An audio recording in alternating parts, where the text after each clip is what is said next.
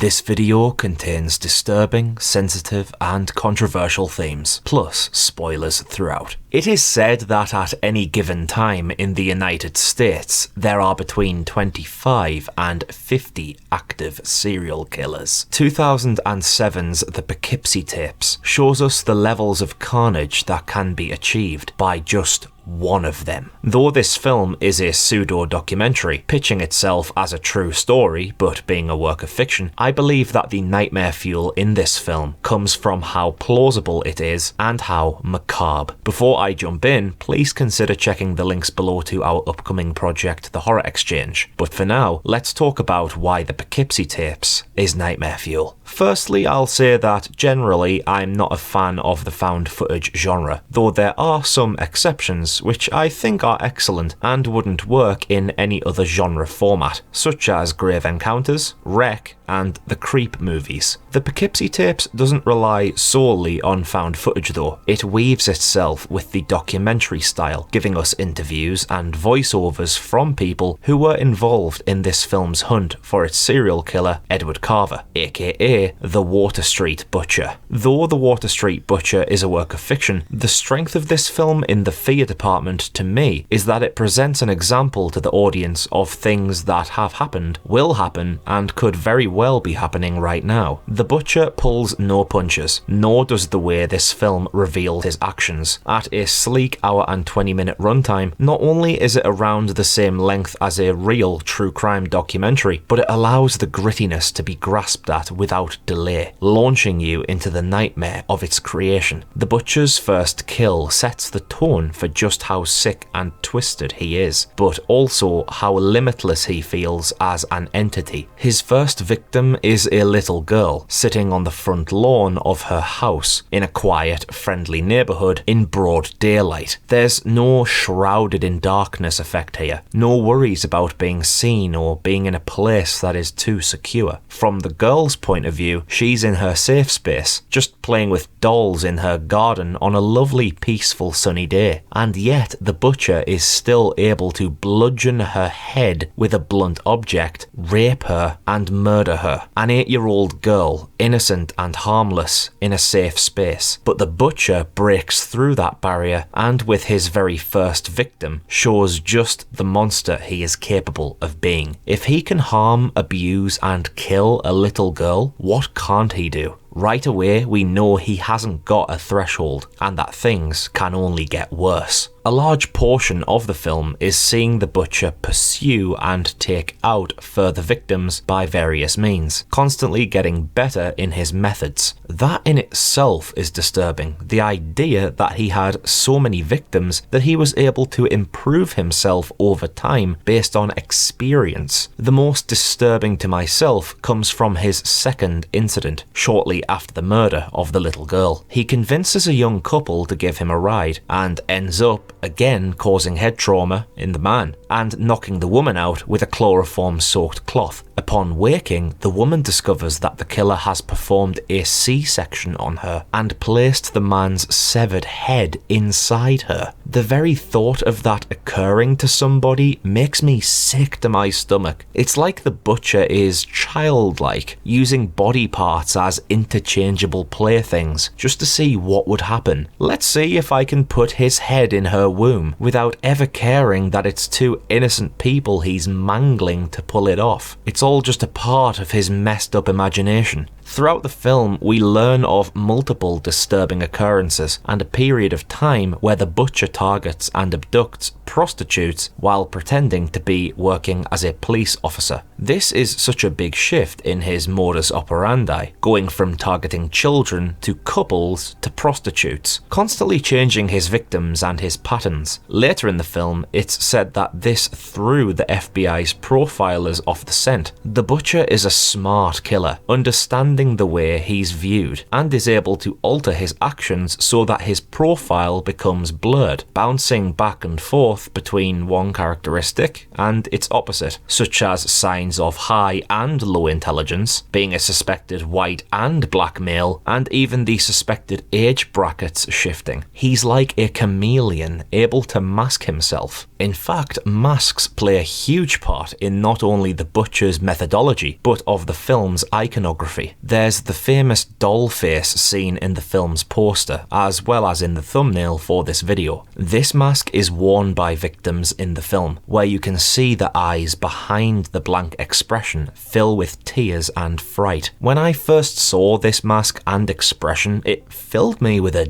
deep, unnerving feeling. However, this isn't the mask of choice for the butcher. Instead, he adopts a plague doctor's mask. This bird-like design has caused a stir ever since it was devised, being popularised in drawings during the 1600s. Perhaps it's the vulture-like beak or the connotations with its use during the Black Death, but either way, it conveys a mood of death and decay, fitting the butcher perfectly. We even at one point see him wearing the doctor mask with a plain white face mask on the back of his head, crawling on all fours towards his next victim. This is ultra disturbing, with the placement of the white mask and the giraffe-like movement of his body giving him an alien-like quality. The combination of these masks gives him an almost classic theatrical appearance, especially with the frill-coloured robes he can be seen wearing at times. It's as though this is a grand performance to him, expressing his desires through the medium of acting. This links with the remoulding of the butcher's profile being likened to an actor's ability of conveying certain emotions to an audience. Fundamentally, the butcher enjoys being a part of the show he is creating through recording his actions, building up a library of his performances of over 2,400 hours worth of VHS content. That's over 800 tapes. The concept of a killer keeping such a large collection of their work, like a series of diary entries of their activities, it's one that makes the Water Street Butcher a daunting villain in 21st century horror films. A large portion of this collection is dedicated to one particular victim, the butcher's favourite, his plaything, his slave, Cheryl Dempsey. The story of Cheryl in this film is a tragic one which taps into elongated captivity and Stockholm Syndrome. She is pursued by the butcher, her boyfriend killed by him, and then she is kidnapped and locked away in a basement. But this is just the beginning of the butcher's games with Cheryl, as he visits her mother, offering to help find Cheryl. This is such a cruel move because he gives Cheryl's mother some hope, a glimmer of kindness and help in her darkened, somber world. Then he pulls the rug of sincerity, making the mother realise he is Cheryl's kidnapper before he runs away laughing. From the mother's perspective, she's been in the company of the person she wants to locate, disguised as a perfect stranger. He was right there, and now she has to live with the knowledge that she was that close. The worst part is, it was all done for the butcher's amusement. This is one of his traits that I find the most disturbing. He relishes in being like a child, with ultra creativity and zero limitations. He doesn't have a firm mindset that makes him question or doubt what he's doing. He can do whatever he wants, however he wants, and he loves that lack of rules. The only thing that limits the Water Street Butcher is having to briefly pause his torture to change the video tape. Other than that, as long as the camera's rolling and he is able to capture his cruelty, then nothing is off limits, including his own capture. This is because through a stroke of criminal genius, he finds the perfect fit for his character and uses it to his advantage. The butcher acquires the sperm of James Foley from a fertility clinic and uses it to genetically lace some of his victims to make it appear like Foley is the butcher. Carver is able to not only identify someone who could fit somewhere within the spectrum of his muddled up profile, but he's able to acquire his DNA and set him up so that he himself can sneak back into the shadows and continue his work. The butcher is hyper intelligent and able to break through security barriers, outsmarting the authorities along the way. He's not blunt or stupid, he's remarkably clever, and that's a frightening advantage. In the end, Cheryl is found wearing the creepy doll mask within a wooden coffin. Her captivity is so rudimentary, yet that's what makes it so shocking to me. She has been grotesquely brutalized, broken bones which haven't been allowed to heal properly, indescribable irreparable sexual damage. Cheryl has been the butcher's slave for many years, submitting to his command. Where this ends up is the film's most emotionally charged scene for me, one which gives me shivers. Cheryl agrees to be interviewed for the documentary, but after the questions, she says she doesn't know what they want her to say. This becomes her go-to response. She's so damaged from her experiences, both mentally through the way she carries herself and physically as we see that her arm has been amputated. The saddest element to this segment is that Cheryl kills herself shortly after the interview, with her final written words admitting her undying love for her master. Cheryl isn't capable of living without the pain. She becomes so used to coexisting with pain that even though she is rescued, she isn't truly saved. Her whole world was filled with suffering, so when the suffering has gone away, Cheryl isn't fit for the world anymore. It's like she isn't Cheryl. Cheryl died long ago. All this time, she was a slave, and a slave without a master is redundant. Her only way out was to commit suicide. This is a haunting and bleak contemplation, one which for me surpasses all the grim body horror and unfiltered motivations in this film. The fact that a person can become so used to torment that it becomes peaceful, so without peace that it becomes torturous, and that death is a better alternative to sanctuary, makes the fate of Cheryl Dempsey a wholeheartedly devastating one. Whether it's the creepy masked killer who can outsmart the smartest, or the authentically raw found footage documentary skin, or the cataclysmic sorrow endured by the characters of the victims, the Poughkeepsie Tapes remains one of this genre's most unsettling pieces, and absolutely has earned its place on our Nightmare Fuel Hall of Fame.